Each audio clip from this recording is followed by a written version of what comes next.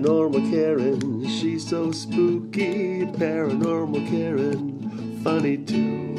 Paranormal Karen, she's so spooky. Oh, and did I mention she's funny too? Yeah, cha-cha-cha. Hey, ladies and gentlemen, welcome to Paranormal Karen. I'm so excited. I'm doing this podcast for the second time because this was very important. I've already sent out an email. I think you've already got the email, all my listeners, about Kylie Harris. And I'm going to jump right into the interview because it took me about 30 minutes to figure out how to set up everything to call Australia. But we're here, aren't we, Kylie? We are here. Thank you, Karen. Wonderful. Okay, so I am going to give you guys a little background because I know if you've had a tarot reading from me and you are somewhat of an empath, I have talked about this lady and I have told you got to wait for the podcast. And here it is after like 3 years. I'm waiting for you to write the book, my dear, but I know it's coming. So I was at the... It will come. Yes, it will. I was at the Australian ParaCon, I think 2 years ago, and Kylie gave the best talk, and it's a connection of how energy and physical ailments. And I'm going to stop right there because I'm going to do this wrong. But first, let's get to talking to Kylie and let's meet who you are. You are the mom, the educator. Tell me a little bit about yourself, or tell everyone about yourself, and tell us how you got into the paranormal. Okay, so thank you so much, Karen, for having me here. I'm very honoured to hear that you've already talked about me and that you've gone to such lengths to interview me today. So thank you. So yes, I'm a wife and a mother from Melbourne, Australia. I am currently completing a PhD in the area of transpersonal psychology at the University of New England in New South Wales, Australia. I work also as a registered transpersonal counsellor and a Reiki master. And importantly, I am an experiencer of spiritual emergency, which is the topic of my research. So with regards to the paranormal, it's always been just an interest for me. I was a strange child. I constantly told how strange I was. I had imaginary friends. I always enjoyed, TV shows like Bewitched and Charmed and all those witchy kind of shows. Yeah. I don't know if you had there was a television that we had here for a little while. I'm not sure if you had it there in the States.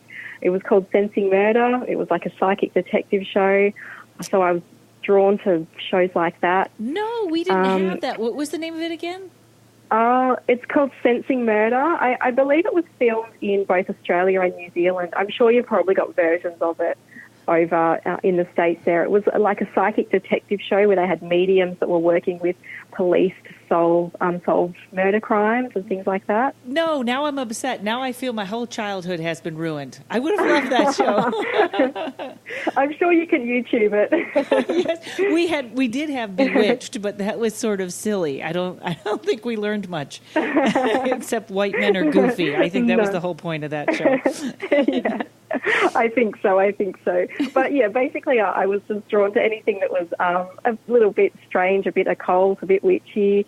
When I was younger, I used to have premonitions that would come true. Like, it was nothing mind-blowing, but it would usually just be something like I would have a dream about a school friend cutting her hair, and then I would go to school the next day and she would be there with a haircut.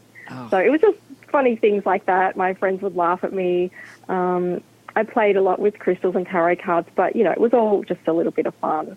But it wasn't until I had my own experience of spiritual emergency that I then started to get into things a little bit more seriously and started to really do the research and realise how important it was to understand this experience and this work and to try and get it out there for other people to understand as well. And I'm actually going to cut for a second and read the first paragraph of what you sent me, but I have to say, you have to remember, I live in Hollywood and haircuts are very important here. So, just remember that. And I can't say this any better than to read the first paragraph of a outline of what you sent me. And I have to say, my readers or my listeners know I read crappy, so bear with me because I know Kylie's going to help me on the other end of this. Go for it. Okay. Spiritual emergency, which you have titled here SE, has been described as the movement of an individual to a more expanded way of being that involves enhanced emotional and psychosomatic health. Is that right? Psychosomatic? Yes.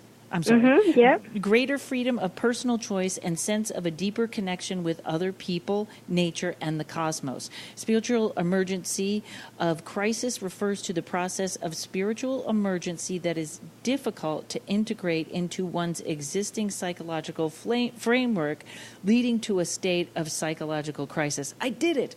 And that's where You did it. Yes, and now this is where I absolutely want to get to questions for you, because I know that you can explain this exactly how I want it done. Oops, I just opened the wrong page.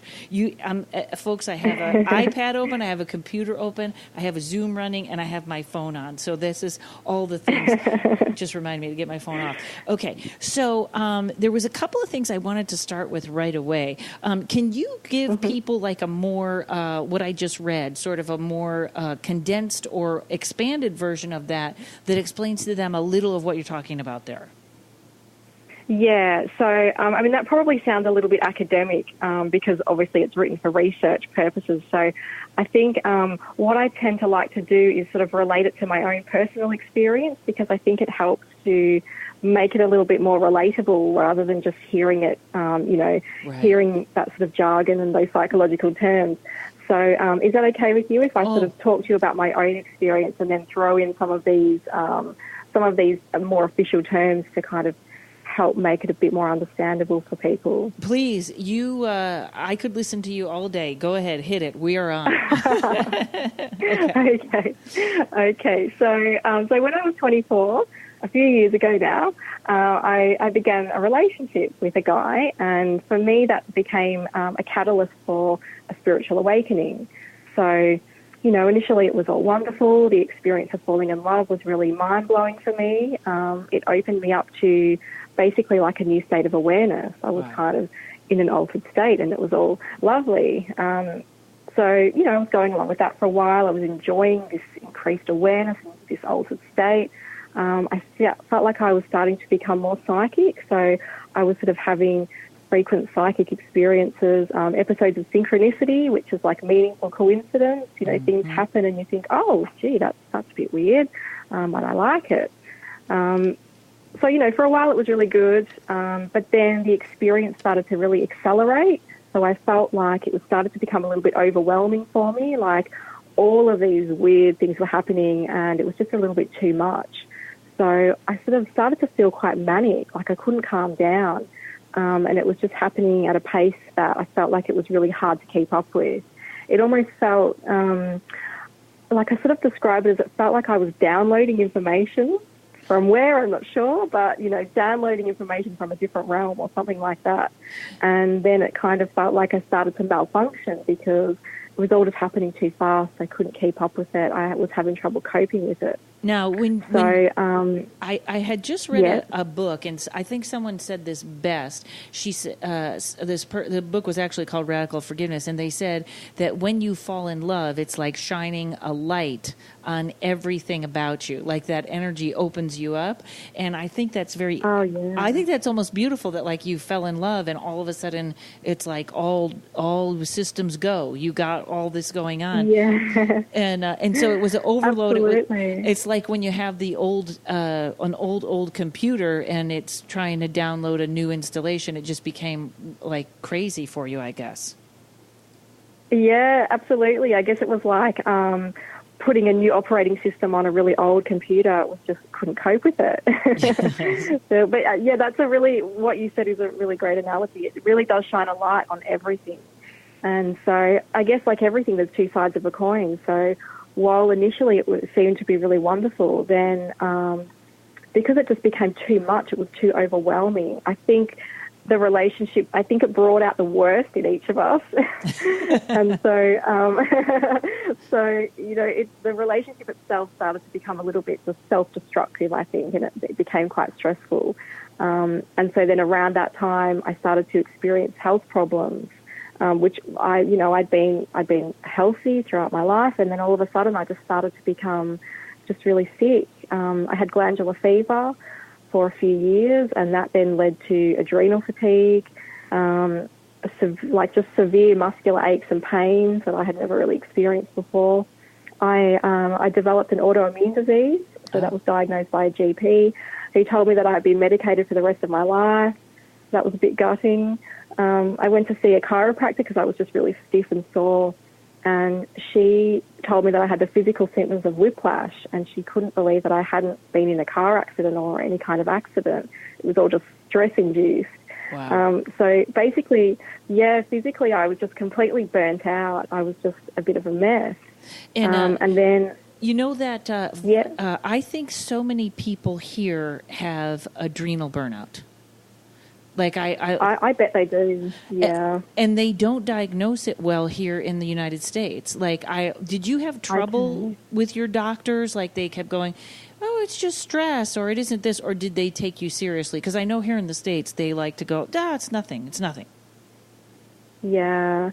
Well, I had to go to a holistic GP. So he was a GP who was also a naturopath.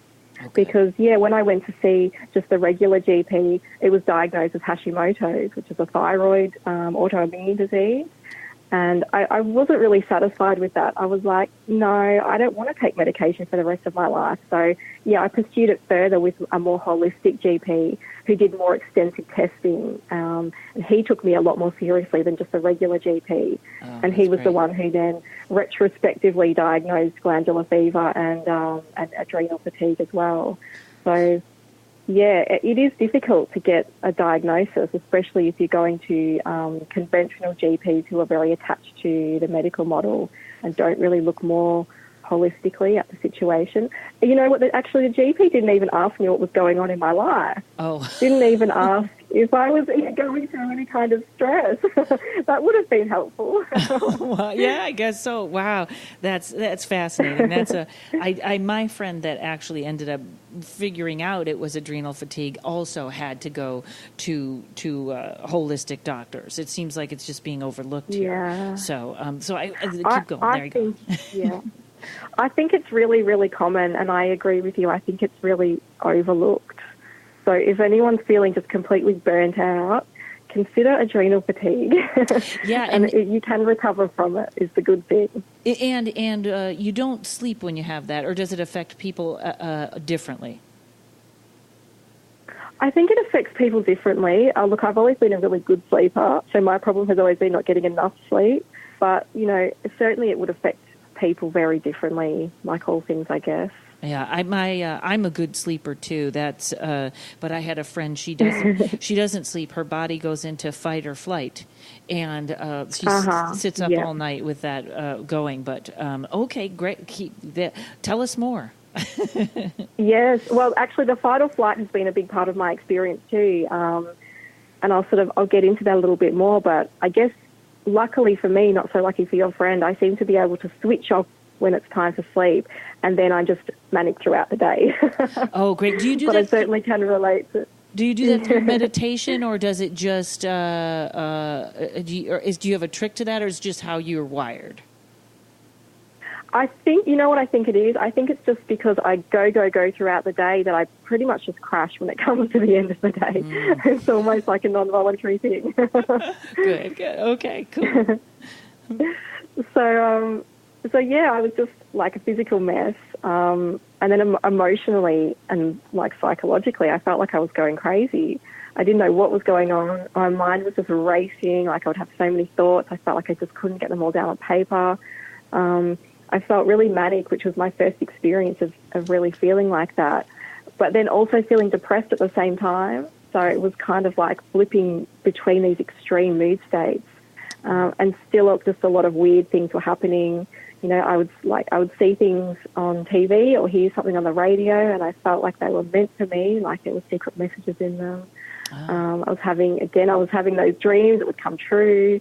So I felt like my psychic abilities were really developing, but at the same time, there was like this sense of alienation from my family and friends, like I couldn't relate to people anymore. And I realize now that was what we term spiritual narcissism, where it's sort of like you feel like you're receiving special information, and so you start to feel a little bit superior, a little bit elite, and you feel like you can't relate to people anymore. So I definitely experienced that. Oh. I also had like people in my life, you know, family and friends telling me that I seemed unwell, like I seemed mentally unwell, that I needed to get help. Although, look, I must say I never went to see a mental health professional, which I wouldn't advocate. You know, if someone is struggling, then you should definitely see someone. But I think for me, and I think it's common the more that I speak to people, is that I was just afraid of what they might tell me. I felt like they wouldn't understand my experience and that I wouldn't feel validated. So that was a really strong fear for me, that sense of not feeling validated or not being given the opportunity to talk about all these weird things that were happening that were really central and that I would want to talk about, but I had that fear that they would get shut down. Yeah.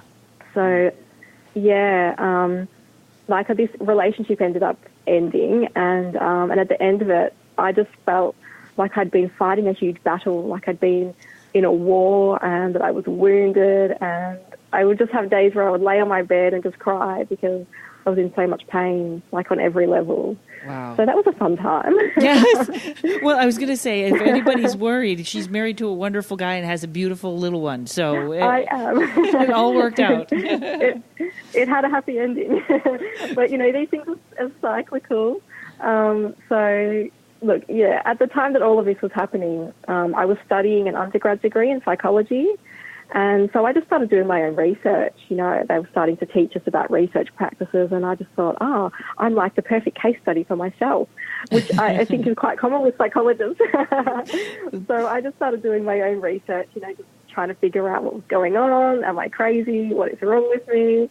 So I ended up stumbling across the work of Stan and Christina Groff, and they became my heroes. Oh. And they described this experience that they called, I'd never heard the term before, that they called this experience spiritual emergency.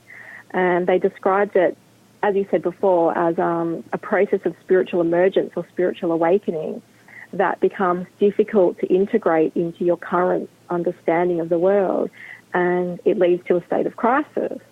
And so I realized that, yeah, this was what I was experiencing. And so I just kept on researching because I felt like I was really onto something and it was helping me.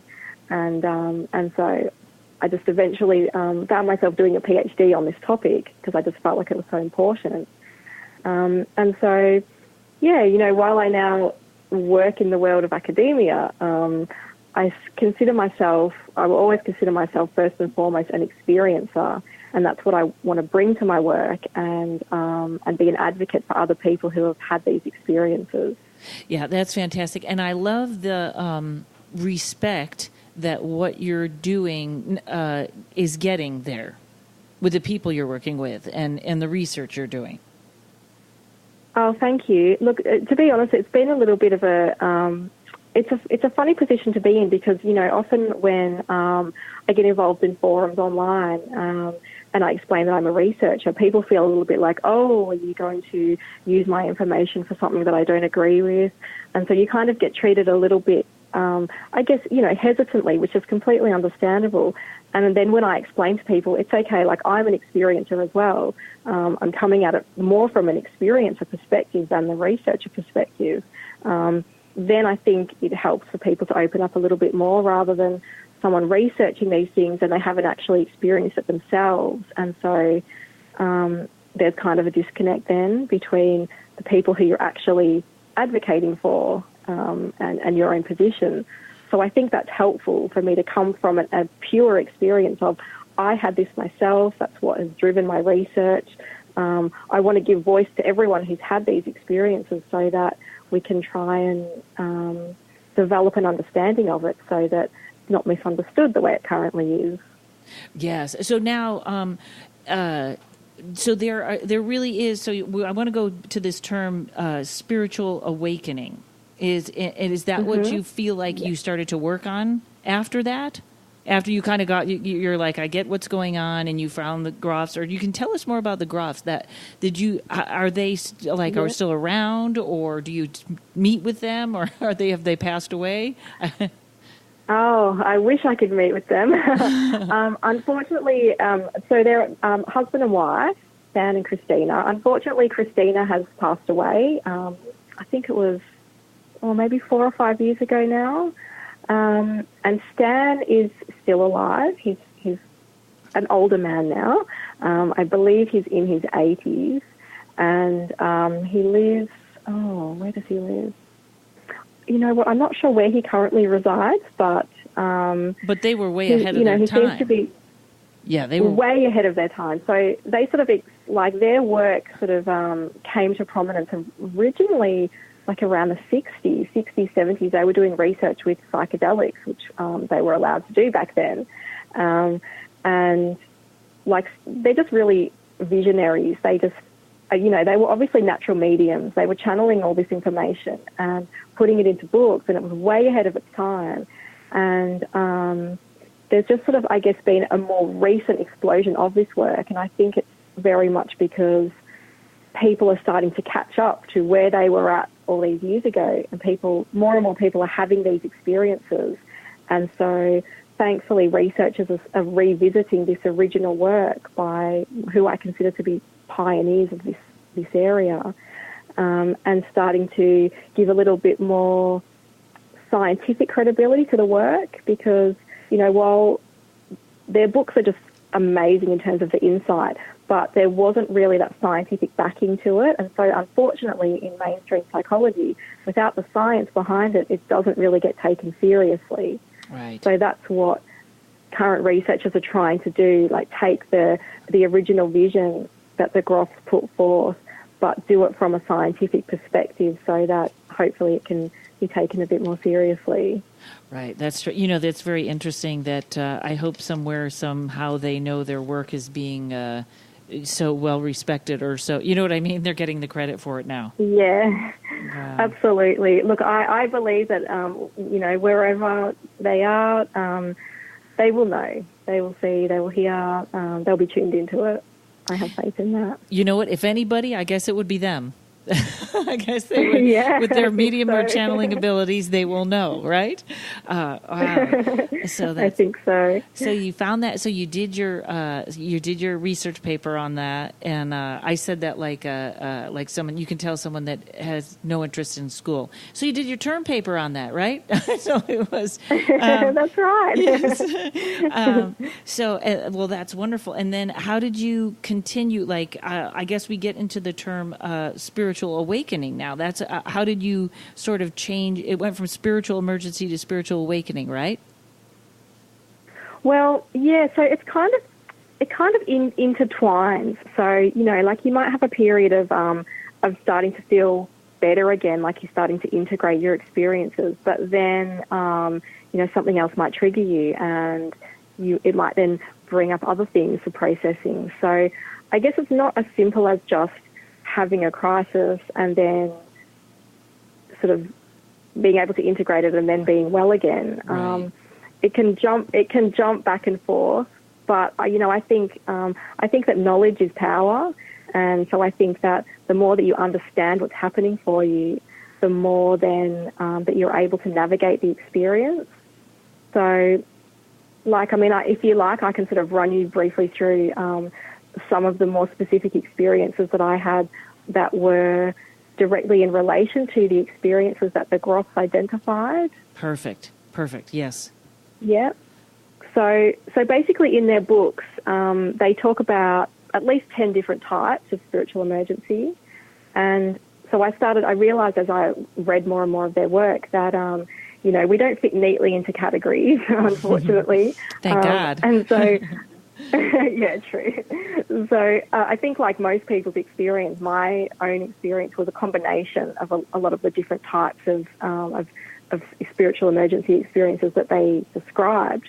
So, I mentioned to you that there was that sense of psychic opening where I was having, episodes of synchronicity, dreams that were coming true, that sort of thing. I was also having what they term peak experiences, and that's where you feel really intensely in the moment and you feel like you're really connected to everything, like you've got a really deep insight. There's this sense of time and space sort of being transcended. And so those experiences in themselves, they're generally positive, but they can then sort of lead to crisis if you have trouble integrating them, like if you've never had this before and you don't really understand it. Right. For me, I loved being in these peak states, and I found myself constantly striving to get back into that state, and then feeling a bit depressed when I couldn't get back there again.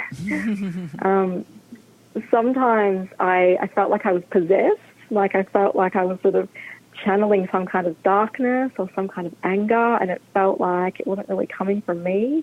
So that's sort of one of the more scary parts of my experience. Yeah. I wonder, sometimes I feel like that's road rage. You know what I mean? Like, maybe that's just, maybe in LA we experience that a lot more than you guys do. But we do have road rage here, but we probably don't have as many cars here in Australia as what you guys have there. Oh, that's a good way to keep it down. Yes, fewer cars. That's good. That's a good way. We should try that out here. Everyone get a bike. Yeah. Wonderful. Okay. So, and I'm just curious. So when you use the term possessed, you just feel like there's this anger coming out of nowhere, or these aren't my feelings. I use that phrase a lot with people that come to me that I think are empaths. Is I always say, stop and see if these are your feelings or someone else's. Absolutely, yes. Because it's not like in movies like The Exorcism. It's not necessarily like that, where you've been fully taken over by some kind of evil. It's just like, I think you can feel influenced by negativity, and so like sometimes I would just feel like just angry or dark, and like what you just said, I don't know where I learned that from, but I somehow learned to sort of say, okay, is this mine or is it coming from somewhere else? Right. And so it's just one of those skills that you sort of pick up along the way, I guess, when you've had a few of these instances of just feeling like you're sort of not yourself. Right. Yeah. Yeah. It always feels like a shadow following you around or something like that. And, whether it's coming from your own shadow side, from your own dark side, or whether it's coming from somewhere else, I don't know. But I think it's important to sort of be tuned into when you're feeling darker, and then, being able to say, is this really coming from me, or is it coming from somewhere else? Have I picked it up from somewhere, and can I let it go?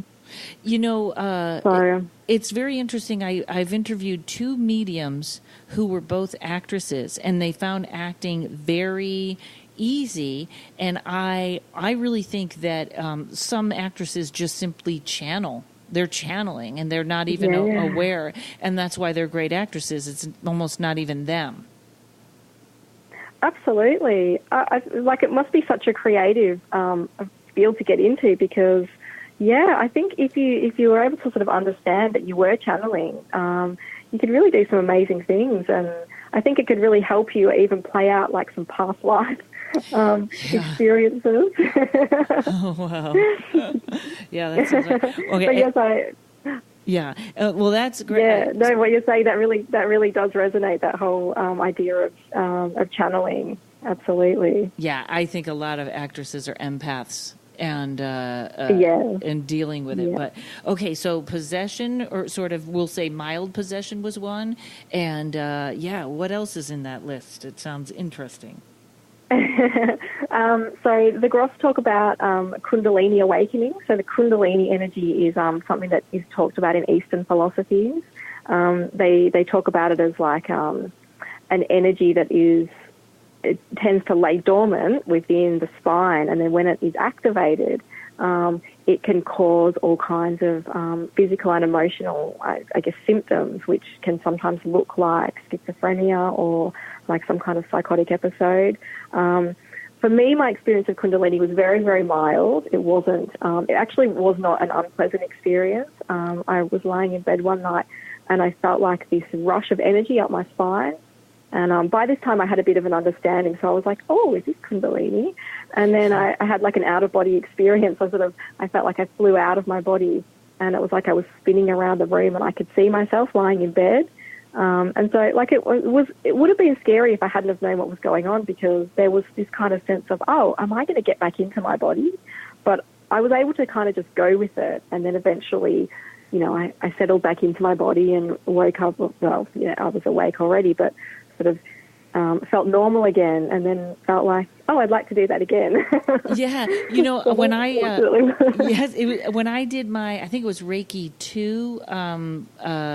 When I was, what is that? I forget the word. When they not initiate. When you go for Reiki 2, the attunement. Yes, and they that's when I had a Kundalini experience. But it's very interesting. My friend Natalie. I have a friend, Natalie, that I got to get. She's in England, and she had an experience. Her blood pressure went so low or something. She had some sort of an experience where she was literally in the Matrix. Like, she was looking at the Matrix, and then she could look back and see her brother and her boyfriend, and she would look in the Matrix, and then she'd come back and say, write this down. And she actually had, she was getting scientific information that there was no way she would have had. And she kept saying, write this down. And she'd go back and get more information. And I think it happened for days. I have to get a hold of her. But wow. One of the pieces of information was that we have misdiagnosed schizophrenia, that it's not a mental disorder. It's people that are actually seeing through another dimension. Yep. So that fits right in there. Yeah. It really does fit right in there. That's one of the major issues with this experience, is that it is very much intertwined with mental illness, but especially with psychosis, because there is this, like, these experiences are out of the ordinary, and we come from a society, our Western society, we're very medical model based, and we kind of don't really do spirituality, not like they do in Eastern cultures. And so when people in our culture are having these experiences, because they're difficult to integrate without an understanding, they can appear like a psychotic episode. Absolutely. That's the. I can't wait to get to that question, but I want to go back to that, because I get so many phone calls. Well, we'll get to that in a second. But okay, so that just caught my attention there. Schizophrenia. Yeah, that's right. Yeah, absolutely. But you're right. We will get there. It's a very important part of the topic. Yeah. So the Groffs also talk about past life experiences. That, for me, has been a really big one. Like, for example, in my relationships, like you were saying about your actress friends, I feel often like I'm sort of channeling. Like, it's like you're kind of playing out, relationship dynamics, almost like you're role-playing, and you sort of feel like the things that you're feeling and the way that you're acting, it doesn't really align with the current situations. Like, it goes beyond, like sometimes I'll have visions of being in a different period of time as a different person, but still as myself. And there might be other, significant people in my life who are there in that life as well, but they're in a different role. Like my father might be my son, or my mother might be my sister, or something like that. And so as I've been able to explore that a little bit more, it sort of helps understand dynamics in relationships, and maybe what your sort of lessons that you've got to learn with certain people in your life might be. So with your actress friends, for example, I think that if they could really harness that skill that they've got, that ability to channel, I think it could be really helpful for them. Oh, yeah. Yeah, and I think a couple of my friends, I think they tend to get depressed, and I think it fits exactly how it should be. When you say when you go past life experiences, I always think of I kind of think of two things, which is I always think of someone that can immediately push my buttons. Like, yes, or I'll sit down with someone next to them on the airplane, and in 10 minutes you're best friends, where it's almost like, I don't want to say inappropriate, because it's not, but it's such a an intensity that you can't explain. Absolutely, like a sense of familiarity, like you kind of recognize one another on some level. Yeah, and you might meet someone and immediately trust them, or have an instinct not to trust them. Definitely. And that, like, there have been people in my life who have really triggered me, and I think, I really don't like that person, but I don't have a valid reason not to. And it's frustrating. It's frustrating, but I think that relates to past lives as well. For some reason that person is just triggering you, and you can't explain it in this lifetime, but maybe Yeah. Yeah, from a past life. Yeah, it always, to me, that always is like there's some sort of it's like we're computers and there's some sort of program working in the background that we can't quite understand. You know what I mean? Like they're trying to tell us, no, this was the person that chopped off your head 4,000 years ago, and your brain is going, what? Wait, stop that program. Yeah, so. That's right. And I think it's often the people who trigger us the most in a negative way that we should really try and have compassion for. And, try and find feelings of love and forgiveness because, I mean, in terms of past life, I believe that we come back to try and resolve things with people. So there are people who just cause you a lot of grief, then you probably really need to embrace those people the most and just really send them lots of love and healing. Oh, God, that's so... All right. Yeah. Well, I try that. It doesn't always work. It's funny with a lot of. It's hard. I try as well. It is. Yes. Yes. I try to love my president, but there's I always think a lot of people come to me and they want to meet their soulmate, and I always think that's not your soulmate. Is usually someone from your past life. This is what I thought, and it's sometimes there's a real that might be the person you have a really hard time getting along with. That's probably not the one you want to marry, but it is the one you want to learn your lessons with. For sure. Like this boyfriend who started my first experience, he's absolutely a soulmate. Absolutely not the person that I want to end up with, but, I love him for the lessons that he brought for me, and he's been a significant person in my life. But you're right, just because you've met your soulmate, it doesn't mean you need to stay with them. Right. You learn your lessons and you get out. But it's so intense, I can't forget them. Yeah, that's not what you want to live with. You want to live with a new soul. There's a bigger learning curve. So, great. Okay, so, past life's always fascinating. You know what, Karen? I think maybe you should start a movement. If everyone in the country was sending love and healing to your president, something really amazing could happen. Oh, I hope so. You know what? I'm open to it. I will. We'll start that new.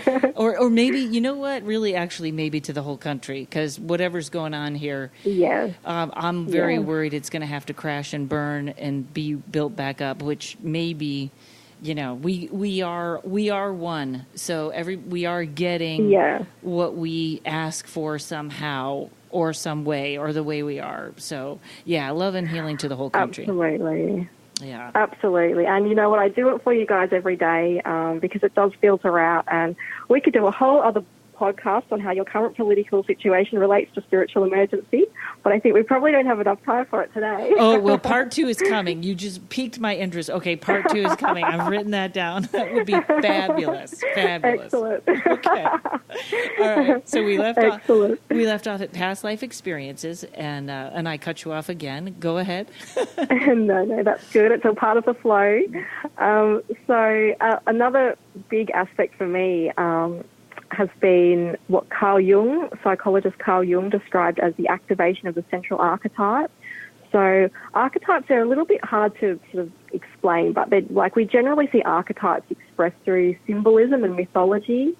So, for example, the central archetype, which he spoke about, or the self archetype, it represents like a sense of psychic wholeness. So when we're feeling really integrated within ourselves, when this archetype becomes activated, you can tend to feel like you're at the center of really significant events. So, you feel like your life and everything about your life and what you do has the potential to change the world. I imagine a lot of Americans are possibly experiencing this right now. Things can often feel really apocalyptic. You feel a strong identification with these opposing forces of good and evil, light and darkness. So, for me at this time, I became quite obsessed with end-of-world prophecy. I'm not a religious person, but I was reading the Bible and I was reading all about the end-of-world prophecy and becoming just obsessed with it. And again, if we do another podcast, we can go into that. Oh, we will. And, it's funny. I already know how to do this, and this call literally cost me 4 cents. So we've got a whole another 12 cents to go before this season of my podcast is over. Fantastic. It's funny because I call that situation like the apocalyptic feeling here. I call it losing my shit, because everyone, especially this month, August, July, July and August, I think we've all had our tipping point, no matter what side of politics you're on, where everybody feels like they're having a breakdown or a rage.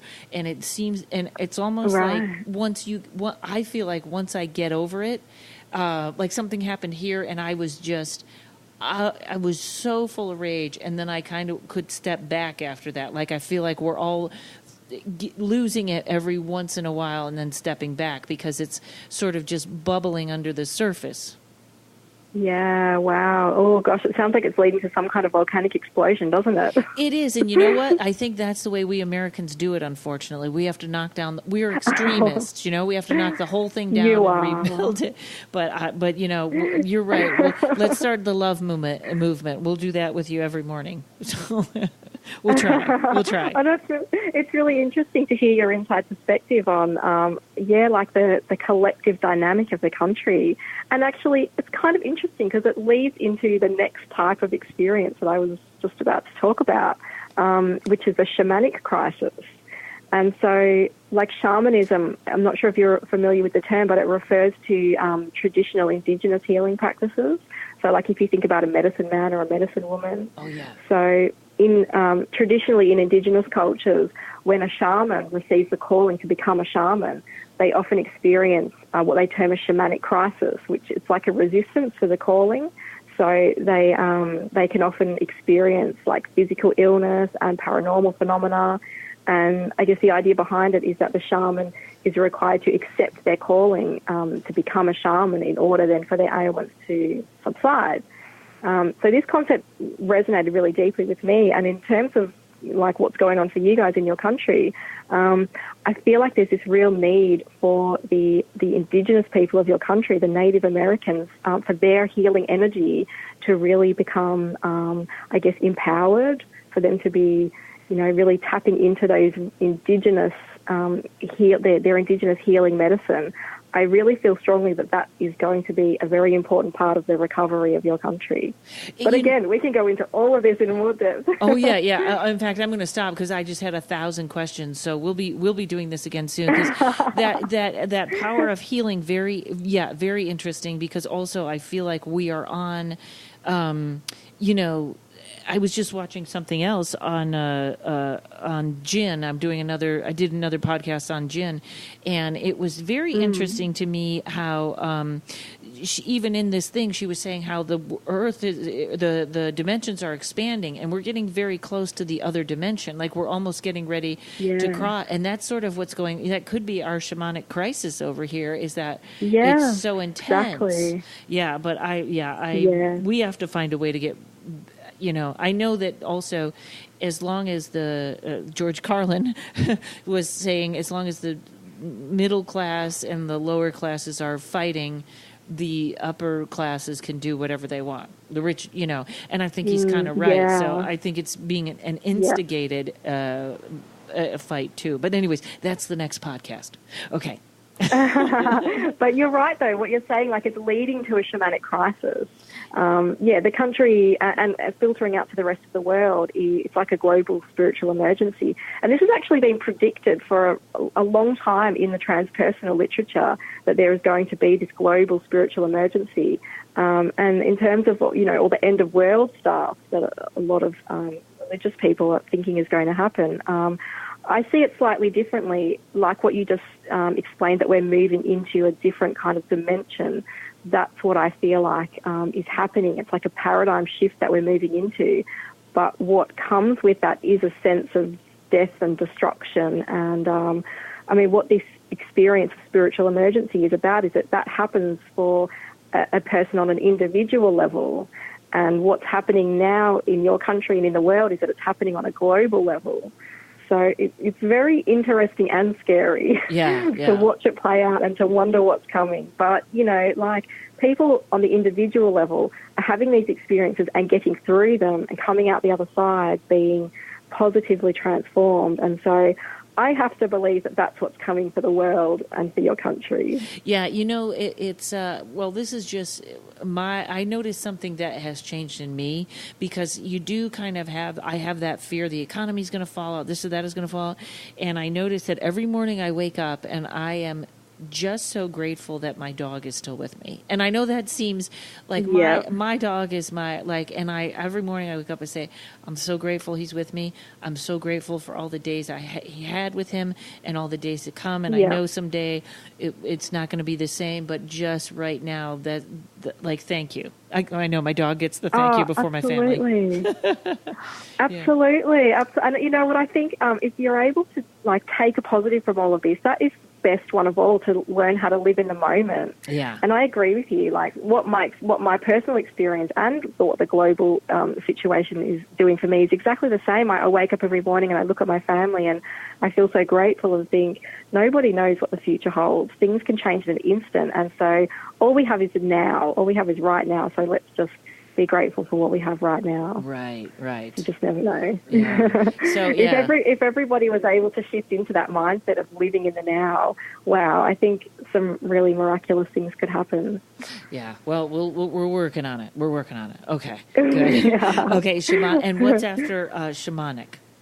So that was my experience of the shamanic crisis that, you know, resonated really deeply with me. That whole just that really primal kind of feeling of something like a deep knowledge being activated. Wow. So my initial experience, it took me a long time to integrate, probably a period of about 10 years, really. Like I wasn't in crisis for 10 years, but to really integrate those experiences took quite a long time. And then, you know, just when I was starting to feel, I'm feeling pretty integrated, well, then came round two. I had a second episode shortly after I first met you, Karen, when my son was born. So it was, nearly 2 years ago now.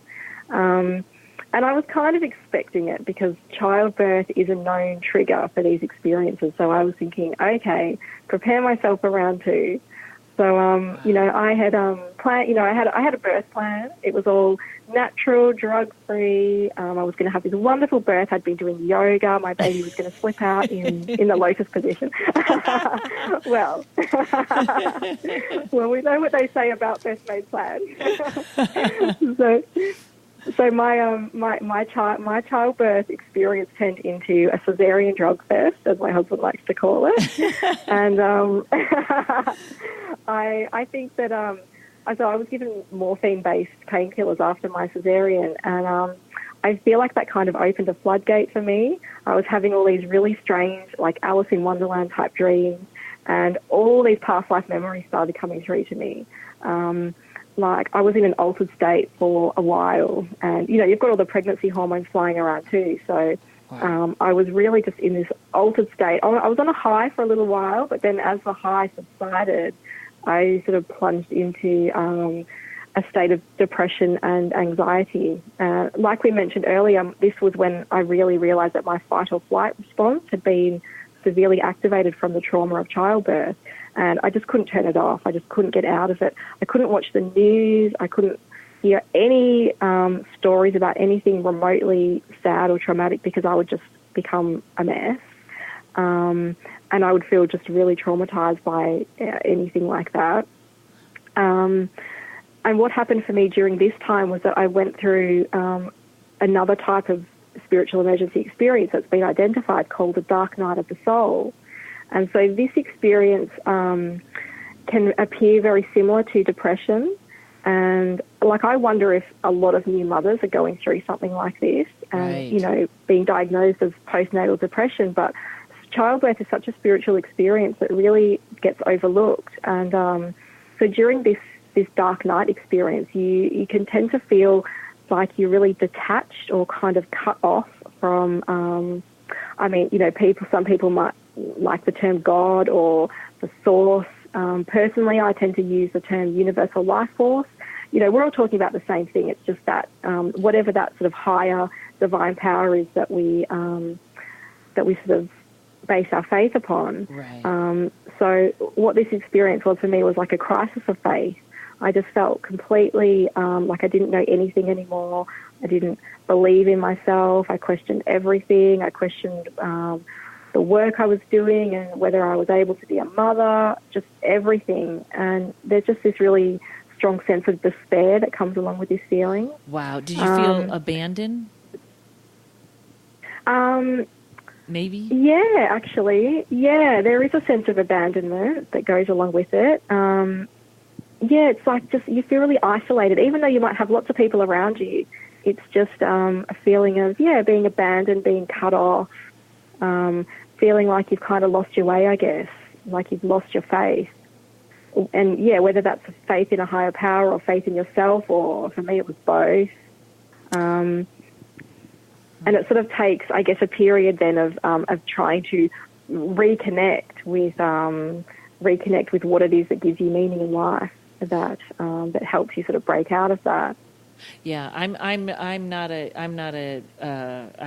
I've never seen myself as a mom. Kira, my tarot or my podcast partner, Kira, will laugh. I say I'm not really a child person, but I can imagine with that child inside of you that you have a direct connection to something, and then when the child is born, it must just feel. That's why I thought the word abandoned. It must feel like, whoa, where did all that go?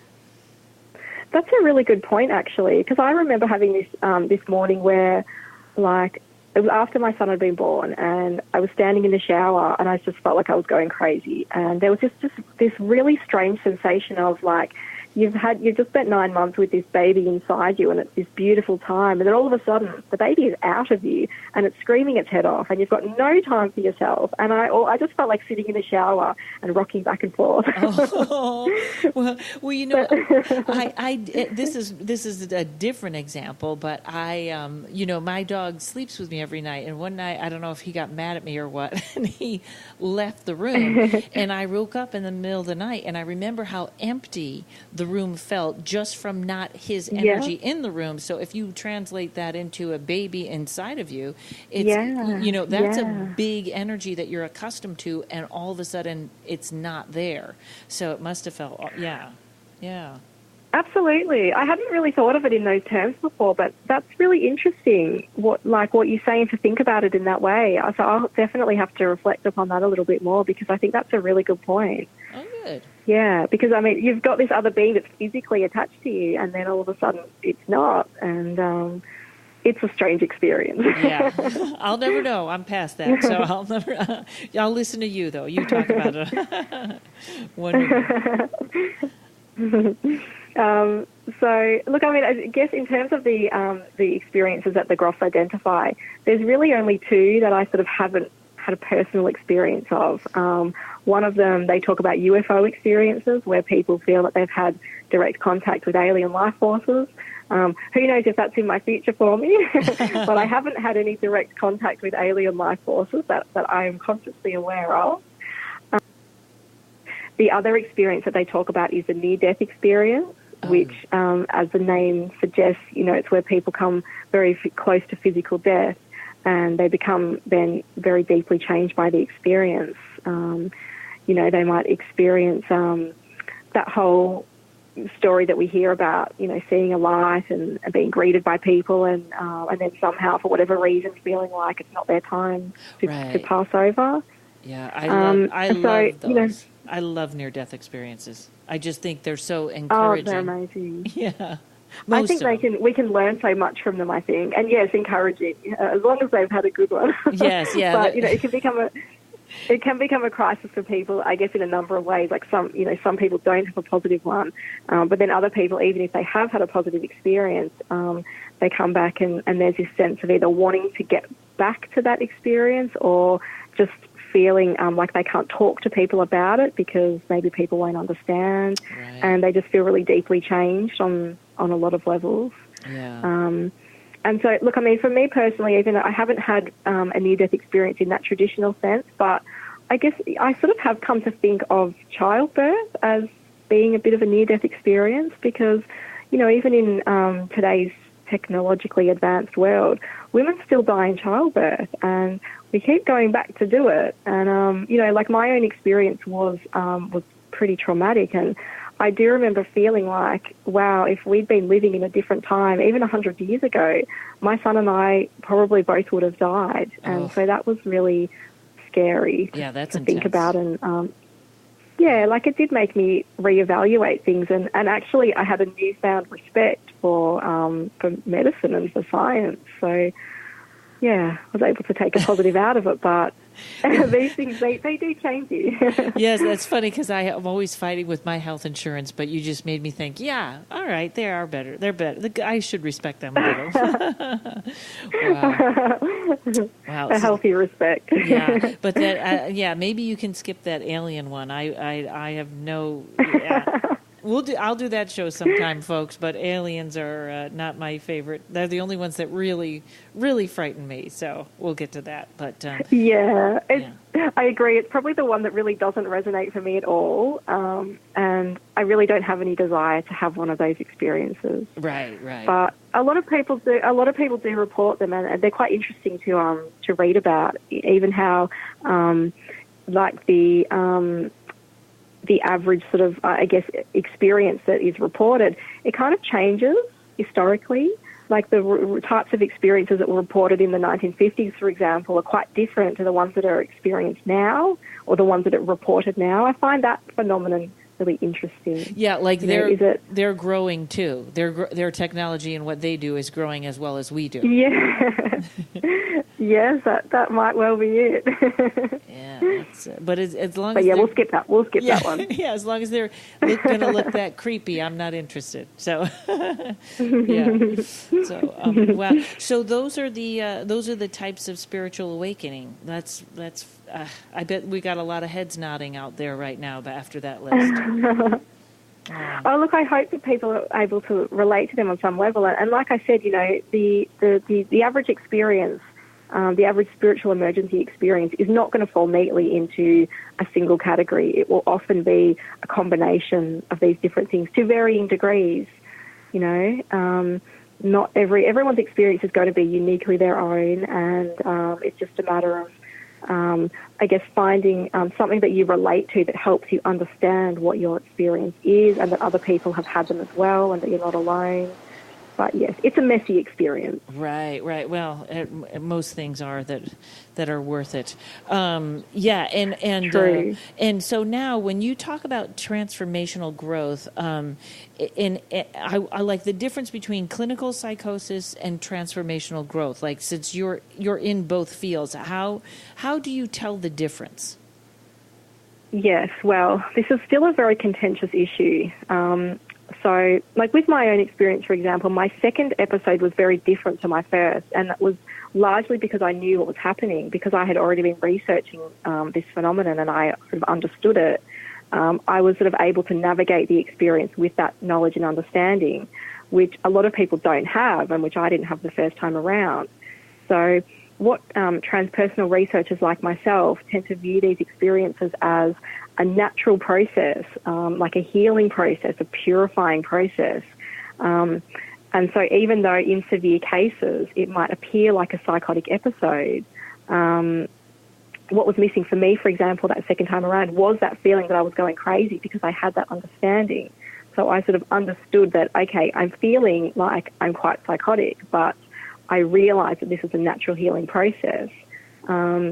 Whereas, for a lot of people who don't have any kind of understanding about it, if they have one of these experiences, then they're very possibly going to feel like they're going crazy. And because the symptoms might manifest in exactly the same way as what we understand clinical psychosis, if these people present to a mental health professional, and the mental health professional also doesn't have an understanding of them, then they're going to apply the medical model and they're going to give them a diagnosis of schizophrenia, bipolar, psychosis, and oftentimes, the conventional treatment for that is medication, largely, and in severe cases, hospitalisation. And so the more that I talk to people, thankfully that wasn't my experience, and I was able to get through it on my own. It took a long time, but the more that I talk to people and hear their stories, there are a lot of people who have been given a clinical diagnosis and then they feel like they haven't really been given the opportunity to explore the meaningful parts of their experience. It's like the baby gets thrown out with the bathwater. Do you know what I mean? Like they get given an illness diagnosis and then their entire experience is pathologized, and they're not really given the opportunity to talk about their spiritual experiences and the things that might actually have meaning for them, even though they're manifesting as very disorganized and, like psychosis and making their life debilitating. So, look, my personal feeling where I'm at so far in my research is that I think that there probably are many cases of diagnosed psychosis that might actually be spiritual emergency, and that they could potentially be successfully treated using a transpersonal approach rather than the conventional approach, which would involve allowing them to go to that space of being able to talk about their experiences, no matter how strange and unusual they are. Because a lot of people feel like there is some kind of meaning in their experiences, but they just don't understand how to find that meaning or how to draw the meaningful parts out from the pathological parts. So it's not really a matter of it's either spiritual emergency or it's psychosis. The relationship between the two is still very much unknown. So this is largely what the research is centered around at the moment, is trying to draw out any distinctions if they do exist. So you tend to have some people who think that all cases of psychosis might be spiritual emergency. And then you've got other people who think, no, it's all pathological. Anyone who thinks they're having spiritual experience is just mentally ill. I'm probably a little bit more in between. And so my research currently is actually about trying to draw out any potential differences between psychotic-like episodes that may benefit from a transpersonal treatment approach or may be better treated using the conventional approach. So I can't... sorry, go. I was just going to say, it's so amazing because a lot of, I forget because I'm a comedian and we can say anything. You know what I mean? In fact, that's part of being a comedian, is you can say anything. And it's always, sometimes people will come to me for a tarot reading and almost the whole thing, and the only thing they will remember from the reading after they tell me is an experience is me telling them, no, you're not crazy. This is, you know what I mean? Like, in their regular day life, they're probably terrified to tell people what they're seeing or what's going on. And sometimes it really is that just, hey, you're not crazy. There's a whole bunch of us that are crazy with you. But yeah, it's that's really one hand. I was going to say it's kind of like hand holding there, one in each. Doing that. I know sometimes I'll get a call from someone who's really schizophrenic or really like they really need help, and they're convinced, they come to me that, can you get a demon off me or something like that? Like it goes right to that. And that's where the person obviously needs some sort of help. But it is such a sad to just throw people in mental hospitals or throw them with medication is really a sad kind of Yeah, absolutely. It's not to say I don't want to romanticize the experience and suggest that that anyone who's on medication should go off it and people shouldn't be hospitalised. No, I don't think that at all. I think that that there certainly can be a pathological aspect to the experience, and if a person's daily functioning is severely debilitated, then sometimes hospital and medication can be helpful. But what I do think is that, like you just said, giving someone validation is so incredibly healing. And so sometimes just when people find out that there's actually other people having these experiences and that things about their experience that they think are meaningful might actually be meaningful, right. That can just be incredibly healing. And so I think that it's good to combine both approaches. If someone's in a really acute state, then they might need some medication to help them calm down and to help them just learn how to integrate their experience. But I also think that if someone is having certain spiritual experiences that they want to explore, I think that they should be given the opportunity to explore them and to potentially find any meaning that they can take out of their experience. Right. Every little bit helps, which gets us to our next topic. Help is on the way. I love the way. So you call, will you give us a brief outline of what you call the hero's journey? Yes, right. So the hero's journey is not my concept. It is one that I have discovered that I have found to be incredibly helpful both for myself, and I think it could be helpful very much for the experience of spiritual emergency. So there's a wonderful book by an author called Christopher Vogler, and he's written this book called The Writer's Journey, and it's based upon an archetypal framework called the hero's journey. So the general basis of this framework is that we're each the hero of our own journey, and we place ourselves as the central character in our own journey, and we can try and understand our life as a journey or a narrative. So this book, The Writer's Journey, is the author basically discusses how this framework is used consistently throughout literature and throughout movies, because it's really innately relatable for everyone, like whether we realise it or not. So, your actress friends, for example, they would probably be very familiar with this framework, even though they may not consciously realise it. It's very applicable to just people's lives in general. So what it basically helps us do is think about our life as a journey, and along the path of our journey, we meet other archetypal figures. So, we have people who represent mentors, people who represent allies. Like we were talking about before, you meet someone and you instantly feel that sense of familiarity with them, that sense of connection. We might meet enemies, which are those people who trigger us and we don't really understand why.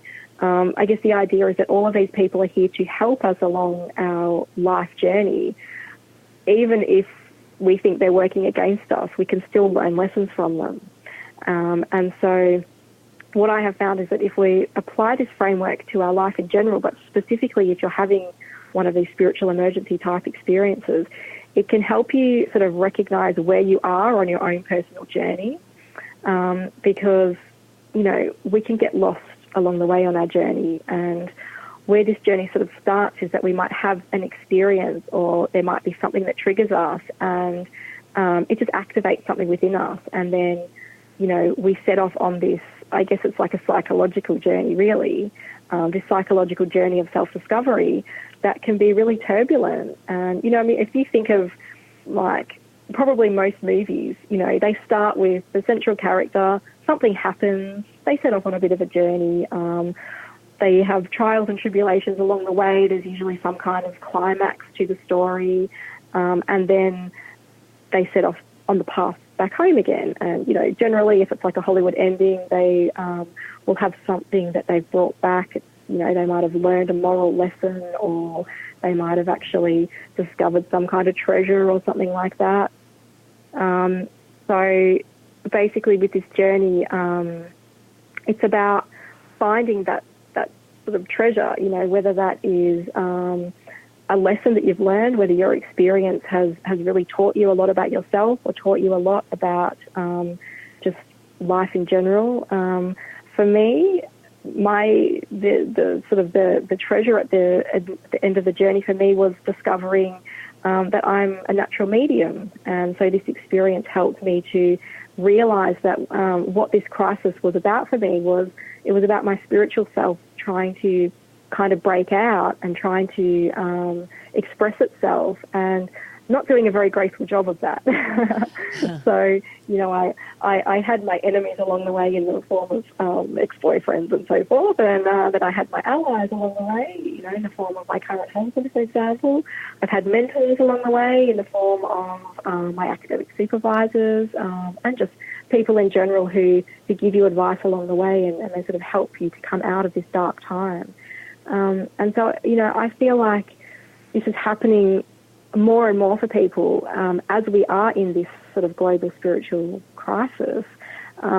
People are really feeling that on the individual level, and people may not agree with me when I say this, but my personal opinion is that everybody has the potential to be a natural medium if they tune into their spiritual self and if they want to develop those inclinations. And so I think that there's a lot of cases of people who really are natural mediums trying to, like, unconsciously break out of this restrictive society that we live in that doesn't really acknowledge spirituality. And when you start having spiritual experiences and you don't really know what's happening for you, it can seem like psychosis. Right. Essentially. Yeah, and psychically too. I feel the same way. I once did an ayahuasca, which is another whole spiritual journey in itself. And I remember getting the information that you don't have a gift. You just have focused more on this than other people. Don't call it a gift, because once you do, you separate yourself from others. Yes. So, that's a really good point, I think. Yeah, so I always think everybody's got it. And somebody said to me, then how come my plumber can't read tarot cards? And I'm like, because the same reason you don't want me doing your plumbing. That's what he focused on. That's what I focused on. That's right. That really sounds so beautiful. You know, it's very reminiscent of the Fool's Journey, which is the tarot. Yes, it's pretty much exactly the same thing, Karen. It's working with the archetypes. So you would know all about the archetypes with the tarot work that you do. And yeah, I guess the Fool is like the hero, slightly different name, but yeah. And the reward is getting to start again. Yeah, go back through the deck. Yeah. Absolutely. So yes, it's essentially the same kind of thing. It's using those archetypal figures that we resonate with, even if we don't consciously realize it, because we're always seeing them in movies and in art and just as part of our lives, you know, like there's the mother archetype, the father archetype. We know these archetypal images, but they're very unconscious for us. And so, you know, for me, I just found when I read this framework, The Hero's Journey, it resonated for me, and I would be surprised if it didn't resonate for everyone, because it is deeply ingrained just through literature and movies, essentially. And it's just this idea of taking ownership of your own life and your own life journey and putting it into a story format. And I guess you can create your own ending, really, can't you? Yeah, and it also seems like it's a good breather to step back from, you know, to sort of look at your life from a different perspective, so it's not the intensity. You know what I mean? Like when you're in the moment. Absolutely. And it's so intense and you can't get out of it, and it's maybe to write it or like, you know, like you say, that gives you a different perspective. Now you're the narrator, you're not the victim. Absolutely. And, you know, like that's what my work is able to facilitate for me. You know, I get up and I tell my story to people, and so I've created a real narrative out of my experience. And I've just found that so cathartic and so healing. And so, you know, if someone who's in a state of crisis has a look at the framework and they realize that they're at the part of the journey that is the climax, the crisis point, if they keep reading and see that the next part of it involves finding their way out of the crisis and finding their way back home again, then I think it really helps to give people hope that even though you might be stuck in crisis right now, but you don't have to stay in that state of crisis. There is a way for you to find your way out of that and actually benefit and positively transform through your experience. Because, you know, that's what we're finding when people are being given the opportunity to explore their experience as something that's personally meaningful for them. They often end up in a far better state than they were before their experience. So our goal is not to get people back to where they were before their experience. Our goal is to get them to a better place where, you've had this experience and you don't want to deny that you've had it. And, maybe it was really messy and you might have been in hospital and you might have been medicated up to your eyeballs and maybe you completely humiliated yourself in front of everyone that you know. But what have you learned from it? What have you learned about yourself? Take it as a positive. Use it as something that you can really grow from and transform in a positive way. That's the message that we're really trying to give to people. You can use it as something positive. That's just so beautiful, you know. And now that was so well said, and I'm just sitting here grinning because I just loved everything you said. In fact, when you were doing your lecture, I hate to admit it, but I was texting all my friends going, "You're not going to believe what I'm listening to. This is the best thing ever. You got to hear about this lady," because it was so. I feel like it was so enlightening. You know what a fan I am, and it's it's almost like I think of things that.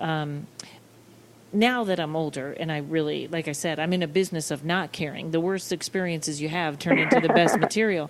But I feel bad for the kids sometimes with the internet going through all these things that could shame them, could be rumors or naked pictures. And I think, you know what? Maybe that's everything. It's going to get to a point where we don't have shame anymore. Like, yeah, that is me naked. Too bad. Yeah. You know, maybe, yeah, you made up a rumor. That's up to you if you believe it, not me. And so maybe that's sort of what this intense, because shame is such a horrible, you know, I don't know. I just think shame is one of the it ignites so much. But I didn't want to put that on there because I was so happy. You just described that beautifully. I love that. So, Thank you. yeah. So the hero's journey again. What was the name of the book? It was called. The book is called The Hero's Journey, and the author is Christopher Vogler. Okay. Vogler. Okay, good, because I thought you said The Writer's Journey, and I was like, wait a minute, I better make sure that's right. Oh, sorry, you're right. I'm sorry. It's The Writer's Journey. Oh, okay. It's based upon the hero.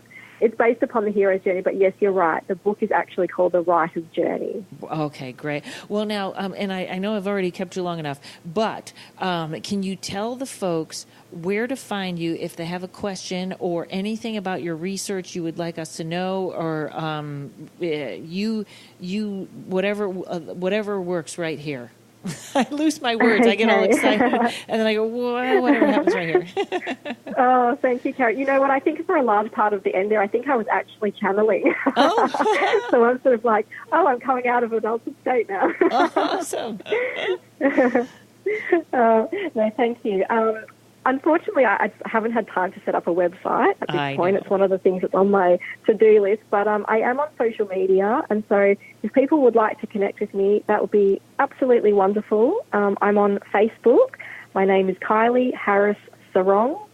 So that's Kylie, Kylie, Harris, Harris, Serong, Serong. Very welcome to send me a friend request on Facebook. I'm also on Instagram at Rednyora, Rednyora. I won't go into the oranges of that. We can go there another day. And people are very welcome to send me a personal email. If anyone's interested in being part of the current research project, that would be amazing. And if you want to shoot me an email, I can send you a link to the online questionnaire that takes about half an hour or so to complete. So my email address is kylie.harris.research@gmail.com. And I'm very happy to answer questions. I've got information like reading lists that I can send to people if they resonated with what we talked about here and would like some further information and to explore this experience a little bit further. Please feel free to reach out. There are also websites and online forums that people might find really helpful. There's one that I've been a part of recently. It's called Spiritual Emergence Anonymous. And the website is Spiritual Emergence Anonymous, all one word, .org. We have like online meetings through Zoom that are based on like a 12-step program, but that has been adapted to deal specifically with spiritual emergency and helping people connect with other people who have had similar experiences and basically use the 12-step program to come out of the experience and to heal. So I found that to be really beneficial. Yes. So please feel free to reach out. Yes, and how about that, folks? That was really they're used to me talking about gin and conspiracies and ghosts, and today we got a real heart. I hope that helped a lot of you out there to feel normal, to feel like you're on track, and that your hero's journey is on the way. So I can't thank you enough, Kylie. I'm going to take you up on that offer, especially now that I got my sound thing all figured out. And I would yes, I'm excited too. Yeah, love to hear more. We're going to talk about the global shamanic healing next time and what it takes. And but thank you for your time tonight. That was fantastic. And thank you so much, Karen. I'm so humbled by all of your kind words to me and for you giving me this opportunity to have my voice heard. Thank you so much. Oh, yeah, you're ahead of your time. And I will have all the links and the email in the descriptions of the when the podcast goes up, so that'll be easy for anybody that was driving or trying to write it down. And hey, everybody out there in podcast land, thanks for listening. If you can pop by on iTunes or wherever you listen and give me a 5-star rating or some kind of rating, that would be great. You can reach me at paranormalkaren@gmail.com. I'm so into this. I think I'm channeling now everything except what I'm supposed to say at the end of my thing. Thanks to Mike at Uno Rising Media. And if you want a reading or anything, you can get me at paranormalkaren.com or karenrontowski.com. Thanks, you guys. And remember, I'm looking for a new catchphrase, Kylie. I think this is it. If you have the choice, never choose normal. There. How's that? I love it. Absolutely. Who wants to be normal? That's right. All right. Thanks, everybody. People are always asking me, Karen, you are so knowledgeable about tarot, ghosts, and otherworldly spirits. How do you stay so organized and grounded here on Earth? And I have to tell them my secret weapon. It's black tourmaline. And Nita over at nitaapple.com. After years of complaining about all the text messages and emails back and forth, trying to schedule tarot readings and chasing after payments, Nita installed Acuity Scheduler on my website, and now I just get a little ding on my phone, and that tells me someone has made an appointment and the money is already in my account. I love that little ding, except every time it goes off, Courage runs to his food bowl. 5 minutes with Nita can save you 5 hours of bumbling around and trying to do things yourself. So if you spend 10 minutes with her, that'll save you like 72 hours or something like that. I don't know, I'm not good with math, but you know who is? Nita. That's who I would ask. Want to end all the emails back and forth and get paid up front when clients schedule time with you? Then hop on over to nitaapple.com/services and let Nita get you set up with a simple system that will make your life so much easier. Use coupon code BOO4U and get 20% off any products or services. She's got a lot of services and products that can save you time and money. That's BOO4U, all lowercase, BOO, the number 4, the letter U, and get 20% off. That's Nita Apple at nitaapple.com/services. nitaapple.com/services, and make your life easier today.